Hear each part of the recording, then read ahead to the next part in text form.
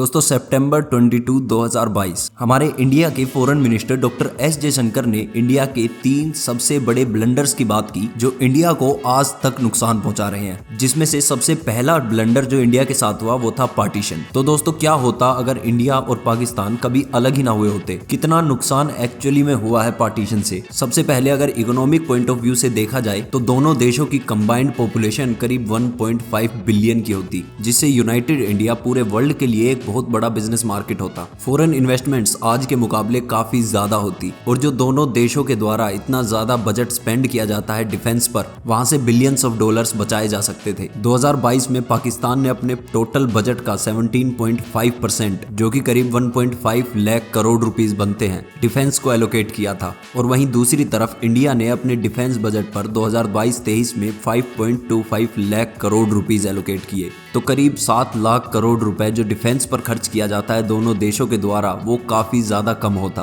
Defence पर पैसा खर्च करने की जरूरत यूनाइटेड इंडिया में भी पड़ती, क्योंकि चाइना यूनाइटेड इंडिया के लिए भी एक काफी बड़ी थ्रेट होता। लेकिन चाइना इतने बड़े देश से पंगा लेने से पहले काफी बार सोचता। और दूसरी तरफ पाकिस्तान और इंडिया अगर एक ही देश होते तो सेंट्रल एशिया से कनेक्टिविटी के लिए जहां भारत को अभी ईरान का रास्ता अपनाना पड़ता है, वो कनेक्टिविटी काफी ज्यादा इजी और स्टेबल होती, जिससे इंडिया की इकोनॉमिक ग्रोथ और ज्यादा बूस्ट होती। और अगर इंडिया और पाकिस्तान का पार्टीशन नहीं होता तो करीब 20 लाख लोग जो पार्टीशन के दौरान मारे गए थे वो सभी जानें बचाई जा सकती थी। लाखों परिवारों का जो बंटवारा हुआ पार्टीशन के दौरान, उन परिवारों को इतनी कठिनाइयां कभी झेलनी नहीं पड़ती। इसके अलावा दोस्तों जो 4 वॉर्स लड़ी जा चुकी हैं इंडिया और पाकिस्तान के बीच में 1947, 1965, 1971 और 1999, ये चारों वॉर्स अवॉइड की जा सकती थी, जिन वॉर्स में हजारों लाखों सोल्जर्स और सिविलियंस को अपनी जान गंवानी पड़ी थी। इसके अलावा दोस्तों बांग्लादेश पर काफी ज्यादा इफेक्ट होता। बांग्लादेश बनने की बड़ी वजह थी पाकिस्तान की अथॉरिटी का बांग्लादेश पर अत्याचार, जिसमें उर्दू इम्पोजिशन से लेके बंगाली लोगों का मास एक्सोडस तक पाकिस्तान की गवर्नमेंट ने करवाया। और क्योंकि यूनाइटेड इंडिया में ऐसा कुछ नहीं होता तो बांग्लादेश बनने की कभी जरूरत ही नहीं पड़ती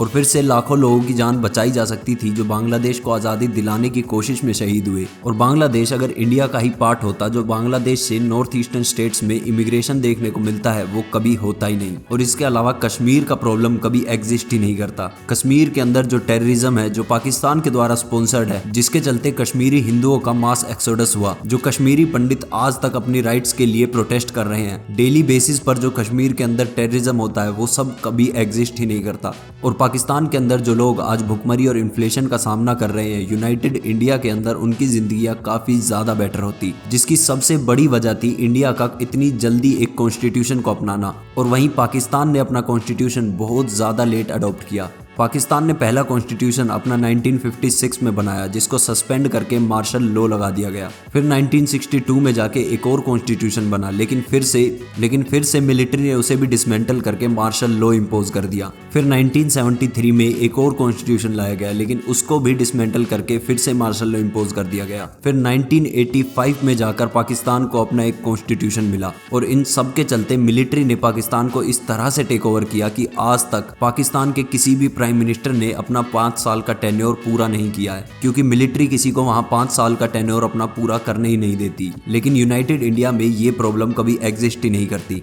और पाकिस्तान के लोग एक बेटर लाइफ जी रहे होते। तो अगर देखा जाए ओवरऑल तो कंपैरेटिवली सॉफ्ट पावर और हार्ड पावर दोनों ही मामलों में यूनाइटेड इंडिया काफी ज्यादा आगे होता। लाखों लोगों की जानें बच सकती थी और मेजर बॉर्डर कॉन्फ्लिक्ट्स जो आज इंडिया के लिए बहुत बड़ी समस्या है वो कभी एग्जिस्ट ही नहीं करते। दोस्तों आपके क्या विचार है इस पूरे मुद्दे पर, कमेंट सेक्शन में जरूर बताइएगा। जय हिंद, जय भारत।